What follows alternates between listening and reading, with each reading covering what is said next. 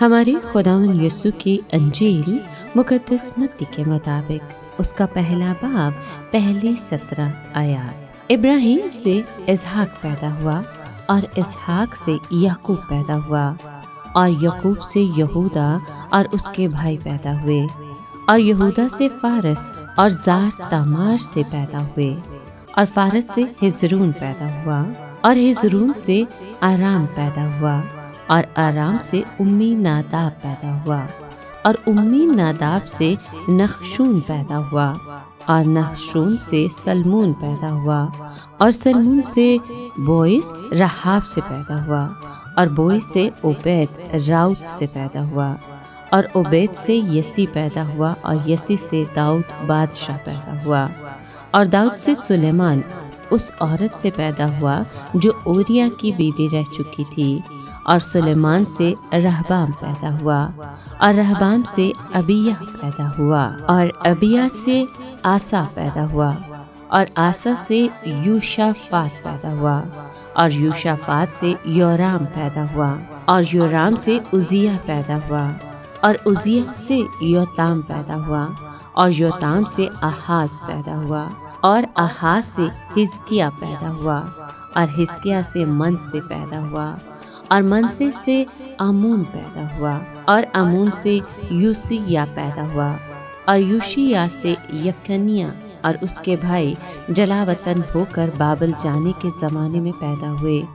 اور جلاوطن ہو کر بابل جانے کے بعد یکنیہ سے شالتیل پیدا ہوا اور شالتیل سے زروب بابل پیدا ہوا اور زروب بابل سے ابیہود پیدا ہوا اور ابیہود سے ایلیاقیم پیدا ہوا اور ایلیاقیم سے آسور پیدا ہوا اور آسور سے صدوق پیدا ہوا اور صدوق سے اہیم پیدا ہوا اور اہیم سے الیہود پیدا ہوا اور الیہود سے ایلی آزار پیدا ہوا اور ایلی آزار سے متان پیدا ہوا اور متان سے یعقوب پیدا ہوا اور یعقوب سے یوسف پیدا ہوا جو اس مریم کا شوہر تھا جس سے یسوع پیدا ہوا جو مسیح کہلاتا ہے۔ بس سب پشتیں ابراہیم سے داؤد تک 14 پشتیں ہیں اور داؤد سے جلاوطن ہو کر بابل جانے تک 14 پشتیں اور جلاوطن ہو کر بابل جانے سے مسیح تک 14 پشتیں ہیں۔ پاک کلام کے پڑھے اور سنے جانے پر خداوند کی برکت ہو، خدا کا شکر ہو۔ عزیز دوستو، کرسمس کا موسم ہمیں یاد دلاتا ہے کہ خدا کی کہانی اچانک نہیں شروع ہوئی، بلکہ یہ نسل در نسل اور وعدہ در وعدہ آگے بڑھتی رہی اور یہاں تک کہ یہ کہانی بیت لحم کی چرنی میں آ کر مکمل ہوئی۔ یسوع کا نسب نامہ ہمیں دکھاتا ہے کہ خدا ابراہیم کے وعدے کو پورا کرتا ہے، داؤد کے تخت کو بحال کرتا ہے اور جلاوطنی کے اندھیروں کے بعد نئی امید لاتا ہے۔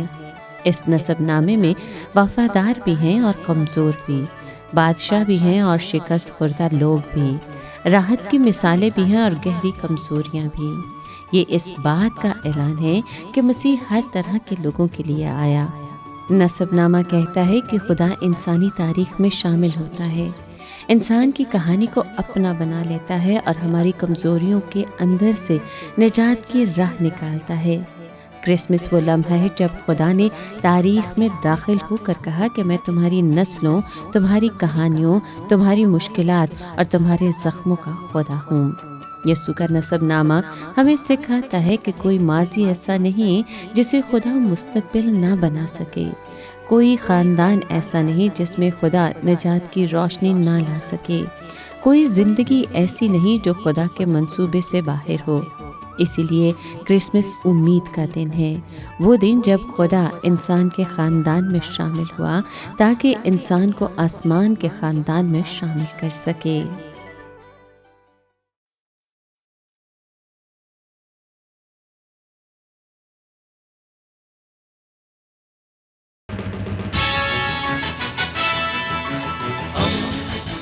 دوستی کا پیمبر، ریڈیو ویریتاس ایشیا۔